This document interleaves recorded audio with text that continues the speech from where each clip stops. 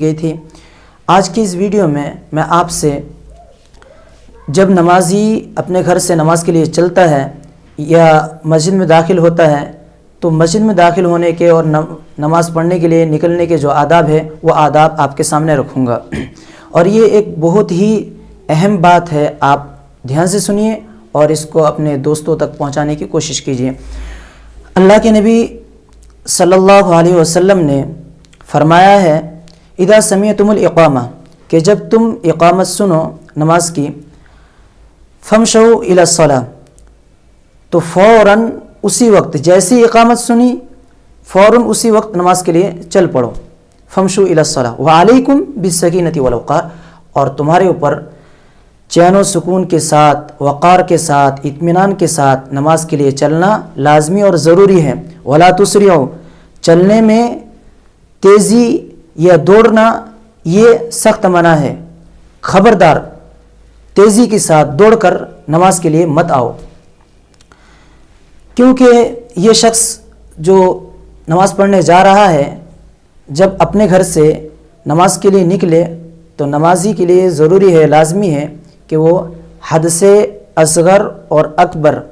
دونوں سے پاک صاف ہو کر ہی نکلے، اور جب جائے تو سکون وقار کے ساتھ جائے، اطمینان کے ساتھ جائے، کیونکہ یہ اللہ تعالیٰ کی طرف جا رہا ہے، اللہ تعالیٰ سے مناجات کرنے، اللہ تعالیٰ سے بات کرنے جا رہا ہے۔ تو جب اللہ تعالیٰ کی طرف جا رہا ہے تو جانے کی جو کیفیت ہے، حالت ہے، وہ بھی شریعت کے موافق ہونا چاہیے، نہ کہ مخالف۔ اگر یہ چلاتے ہوئے، ہنسی مذاق کرتے ہوئے، تیزی کے ساتھ دوڑتے ہوئے، کھیلتے ہوئے نماز کے لیے جا رہا ہے تو یہ شریعت کے خلاف جا رہا ہے، اور نماز کے لیے اس طرح جانا یہ بہت بڑی غنیمت ہے، بلکہ شریعت نے تو اس پر فضائل بھی مرتب کیے اور فضائل بھی سنا دیے۔ اللہ کے نبی صلی اللہ علیہ وسلم نے فرمایا لم یخط خطوۃً، کہ نمازی جب نماز کے لیے چل دیتا ہے اپنے گھر سے تو وہ کوئی ایسا قدم نہیں رکھتا الا رفعہ اللہ بہا درجۃ وحط عنہ خطیئۃ، کہ اس قدم کے رکھنے کے وجہ سے اللہ تعالیٰ دو فائدے اس کو، دو طرح کے ثواب اس کو دے دیتا ہے۔ ایک فائدہ یہ ہے کہ اس کے گناہ اللہ تعالیٰ معاف کر دیتا ہے، اور دوسرا یہ کہ اس کے درجات اللہ تعالیٰ بلند کر دیتا ہے ایک قدم رکھنے کے وجہ سے۔ تو دیکھیے شریعت نے تو نماز کے لیے چلنا اس پر بھی ثواب مرتب کیے، تو اب جب نماز کے لیے جائے گا تو شریعت کے تقاضے کے مطابق، شریعت کو ملحوظ رکھتے ہوئے نماز کے لیے جائے، شور شرابہ نہ کرے، چیخے نہیں، دوڑے نہیں، بھاگے نہیں، بلکہ اطمینان اور سکون کے ساتھ جائے۔ اب اطمینان اور سکون کے ساتھ جاتے ہوئے اگر اس کی نماز نکل جاتی ہے، ایک رکعت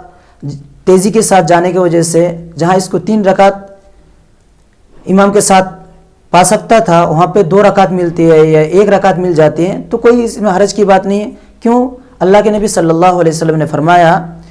فما ادرکتم فصلوا، جتنی نماز تمہیں مل جائے امام کے ساتھ اتنی پڑھ لو امام کے ساتھ۔ وما فاتکم، اور جو نماز فوت ہو جائے امام کے ساتھ نہ پڑھ سکو، جتنی نمازیں، جتنی رکعتیں، فاتموا، اتنی رکعتوں کو پوری کر لو۔ تو شریعت کا یہی تقاضا ہے۔ تو جب یہ اطمینان کے ساتھ جاتے ہوئے مسجد کے قریب پہنچے تو یہ نمازی دھیان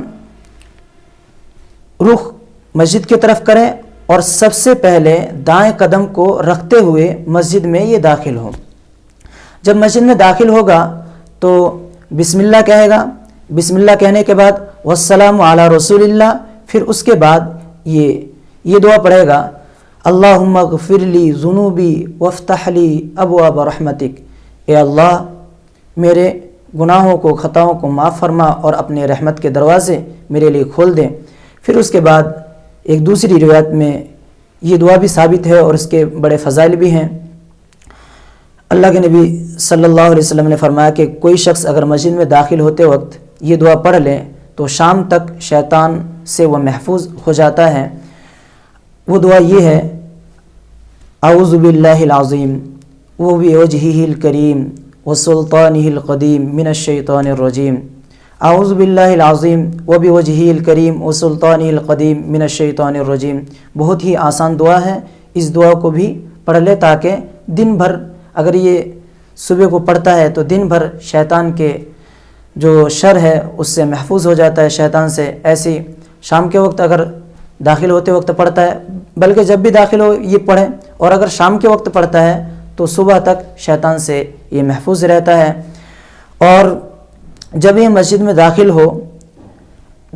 ہونے کے بعد نماز کھڑی ہونے سے پہلے اگر مسواک ہو اس کے پاس تو یہ مسواک کر لے. مسواک کرنے کے بعد، اور اگر نہ ہے تو کوئی بات نہیں لیکن کرنا بہتر ہے،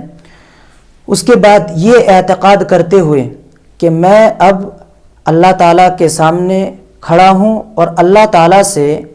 باتیں کرنے جا رہا ہوں، مناجات کرنے جا رہا ہوں اپنی نماز میں، یہ